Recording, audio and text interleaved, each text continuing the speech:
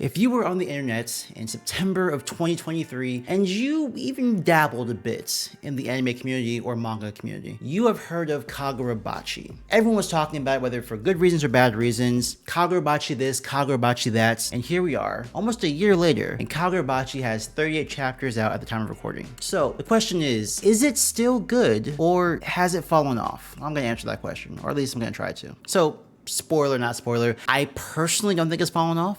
I think it's been doing actually really well. It's for two main reasons. Well, I guess three, but we'll get to the third one later on. The first being the characters. This narrative is very character driven. This is not a story where stuff happens to the main character because life sucks. It's not Attack on Titan, if you would. No, this is very much the main character is seeking out things, and because they're seeking out things, that actually sounds like a lot like Attack on Titan, actually. The main character is seeking out things, seeking out revenge.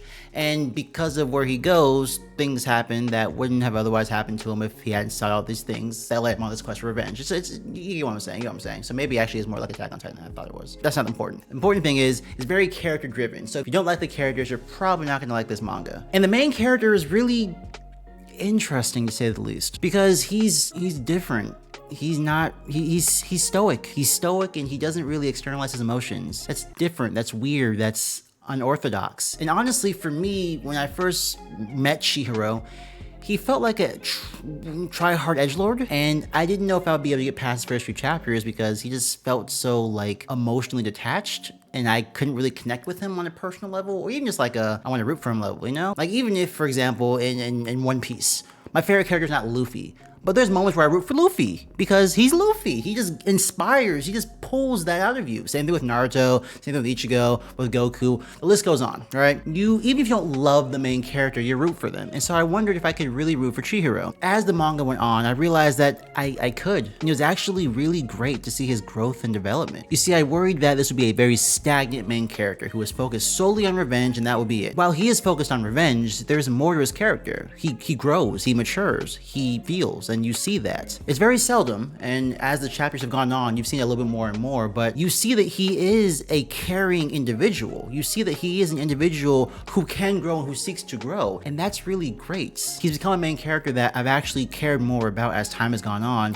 and even though it's not my favorite character, I actively root for him when he's confronted with different obstacles that get in his way, or different antagonistic characters who may try to stop him, and that's great. Also, I'd be remiss if I did not mention the side characters, because honestly, in my opinion, they're great. They do a great job of, one, injecting some humor into the story, but also showing what the world is like. This is a very visual thing. Manga and anime in general are very visual mediums of storytelling. So when you can show me something and don't tell me it when I don't get much exposition because I've seen it happen, I very much appreciate that. This is one such manga where that happens. For certain characters like Char and Haruki, I think I'm pronouncing their name right, you see different things that happen in this world as a result of sorcery and as a result of just the kind of crappy world they live in, which is kind of similar to ours, I guess, so that's fun. But you see human experimentation, you see the auctions that sell people and sell magical items, and these things are things that would exist in this world if sorcery was a thing. I always enjoy seeing how the world would be slightly altered if magic or mana or nen or chakra or whatever was introduced into our world, and how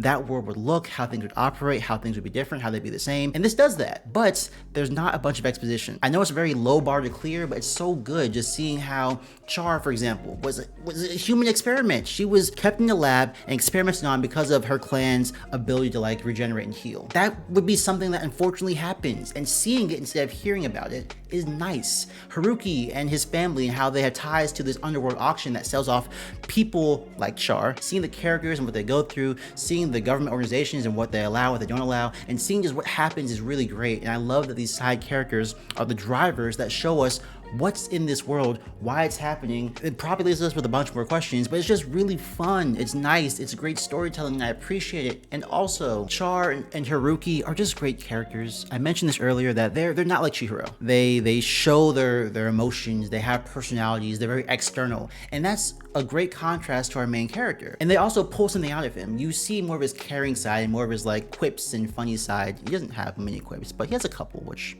are enjoyable. Combine that with his mentor character, who I'm forgetting the name of right now, and you see that, okay, this story isn't just dry. It's not just a serious drama. There's humor, even though the world isn't the funnest. It's not the most fun, but there's humor, there's smiles, there's fun characters, and these fun characters pull out the main character to be more fun, and you get to see Chihiro's less serious side, even though he still has a straight face, and just the dynamics that they all have together and how they work together with their personalities and all the other stuff. Just basically creating a good cast of characters that intertwine well together, that work well together, that you like seeing interact together, is a good thing to have in a story that's character driven, and this story does it very well. So much so, in fact, that I'd argue that the side characters might be better than the main character, but that's just my opinion. Also, I have to mention the pacing. The pacing in this story has been really good. You move from plot point to plot point, but not too rushed, but at the same time not too slow. Like this manga allows for some breathing room between important events that happen, while not feeling like it's dragging itself to get there, while also not speeding to the next thing. It's a nice balance that they have going on. And also, the story arcs feel connected. It feels like you get from point A to point B, not because it needs to happen, but because it's a natural progression, which again, is something that you would think would be easy to have, but not a lot of stories pull off that well. And so I'm really happy to see that here, and for it to be done so well, especially when they plant little seeds in like the first few chapters that come to fruition later on. It makes the story feel intentional and handcrafted, and not just something that just happened to exist, and so here we are, right? I really appreciate that. And also, since we're talking about the story and pacing, the art is amazing. It's so great to where I've kind of gotten used to greatness, and like I'll have to like sometimes slow my roll and remind myself that this is not the norm. There's people who do worse than this. This is a great gold standard. I find myself genuinely excited and curious to see what happens next in this manga. It's been out for well over 6 months at this point, and I think its story is good. I'm enjoying what I'm getting from this manga so far. And I know there's more to come, so I'm really excited to see what's next, but let me know your thoughts in the comment section. If you're reading it right now, let me know what you think of it. If you think I'm overhyping it, if you think I'm not hyping it up enough, let me know in the comments. If you haven't read it, but you've seen the memes, you should check it out.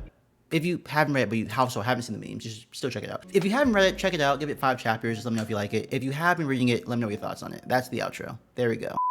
We've gotten some payoffs, but I think it really hasn't truly begun just yet. So, not right now, okay? I have to finish recording.